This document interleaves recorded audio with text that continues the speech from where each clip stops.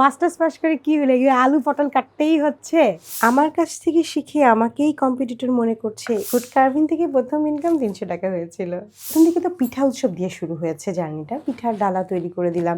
তো আমাকে বললো একটু পান ডালা ডেকোরেশন করতে। প্রথম যে আমার ক্লায়েন্ট ছিল, অর্ডার ছিল, তো পান ডালা ডেকোরেশন করলাম। তো সেদিন আমাকে বললো যে আমাকে একটা ফ্রুটস বাস্কেট করে দিতে পারবেন? তো আমি লাফ দিয়ে বললাম হ্যাঁ পারবো। তো ফ্রুট বাস্কেট করে দিলাম। সেটার জন্য আমাকে চার্জ ৩০০ টাকা ধরেছিল। পরবর্তীতে যখন আবার একটা পিঠার ডালা দিলাম, পান ডালা সাজিয়ে দিলাম, আর প্রথম আমি আবার মেহেদি আর্টিস্টও ছিলাম, মেহেদির কাজ করতাম।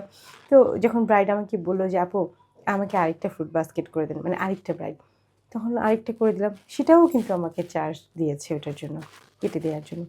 তখন আমি বুঝে ফেললাম যে নিশ্চয়ই এটার চাহিদা আছে। ওই যে আলু পটল কাটে না আবিদা, উনি অনেক সুন্দর করে কাজ করতে পারে। ডেলিভারি দিচ্ছি, পাশের একজন বলছে আমাকেও শিখিয়ে দেন, আমি অভাবে আছি। তার মানে কি আমি অভাবে আছি দেখি এই কাজটা করছি? ভালো করে পড়াশোনা করো, আর তা না হলে এই যে ফুড কার্ভিং শিখতে লাগে যাও।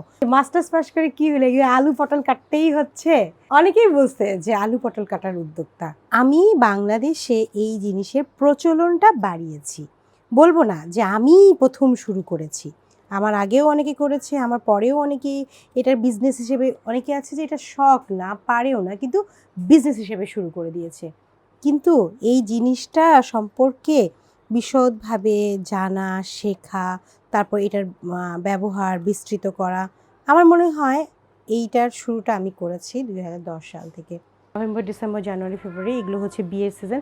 এই সময়টাতেই বেশি এক্সক্লুসিভ ডালা তৈরি করা হয়। ইদানিং যেটা দেখা যায় দেশের বাইরে থেকে বেশি অর্ডার আসে। দেশের বাইরে তো বাংলাদেশি অনেক থাকে, ইন্ডিয়ান অনেক থাকে, এরকম পাকিস্তানি অনেক থাকে, বিয়ে সংক্রান্ত তো দেশের বাইরেও কাজ হয়, তাই না? তো আমাদের ডালাও কিন্তু দেশের বাইরে অনেক গিয়েছে, অস্ট্রেলিয়া, আমেরিকায়, লন্ডনে, এরকম জায়গাগুলোতে ডালা পাঠিয়েছি। ব্রাইডাল হচ্ছে wedding event management and catering service. Wedding event ম্যানেজমেন্টের মধ্যে আমি যেটা করে থাকি সেটা হচ্ছে ঘরোয়া পরিবেশে হলুদের স্টেজ, মেহেদির স্টেজ, ছাদে মেহেদির স্টেজ, হলুদের স্টেজ, এগুলো। আবার ডালাকোলা, মেহেদি, পিঠা, পান এই সার্ভিসগুলো দিয়ে থাকি। সে সাথে আরও হচ্ছে ফুড কার্ভিংটা ফোকাস পার্ট আমার। মাঝে মাঝে আমাদের কাছে এই অর্ডারগুলোও আসে যে হলুদের ক্যাটারিং, যেমন 20 জন, 30 জন, 50 জন, 100 জন পর্যন্ত বাসায় ফুড ডেলিভারি দিয়ে থাকি। প্রথমত আমি আমার ফুড কার্ভিংটা আমার বিয়েতেই করি, টেবিল ডেকোরেশনের জন্য, সামনে রাখার জন্য। আগে থেকে একটু একটু করে করতাম হোস্টেলে বসে, সবাই দেখতে আসতো যখন, খুব ভালো লাগতো। তারপর বিভিন্ন পিঠা উৎসবে অংশগ্রহণ করেছিলাম, তো তখন টেবিল সাজানোর জন্য ছোট ছোট ফুল বানাতাম। তারপরে একবারে আমার গায়ে হলুদে, তারপর আমার গায়ে হলুদে যখন সবাই খুব অ্যাপ্রিসিয়েট করলো, তারপর আমার ছোটো বোনের বিয়েতেও অনেক সুন্দর করে করলাম। সবার ভালো লাগা শুরু হলো, আমারও কাজের চাহিদা বেড়ে গেল। তখন মনে হলো যে একটা প্রফেশনাল ট্রেনিং করা দরকার। দীর্ঘদিন কাজ করার অভিজ্ঞতার আলোকে থেকে এখন আমি নিজেও ট্রেনার হয়েছি। একটা সময় তো আমার বাচ্চারা জানতো যে এগুলো শুধু কাজ, ফুল বানানোর জন্য, কাটাকাটি করার জন্য। এখন তো বড় হয়েছে, এখন একটু বুঝতে শিখেছে, অনেক কিছু জানে, পারে। আমার বড় মেয়েটা আলহামদুলিল্লাহ অনেক সুন্দর কার্ভিং করছে আমার সাথে সাথে। দেখতে দেখতেই শিখে গেছে। এখন যদি আমি কাউকে শেখাতে যাই, কোনো যদি একটা ভুল হয় তার, সেটা আমার মেয়ে কারেকশন করে দিতে পারে।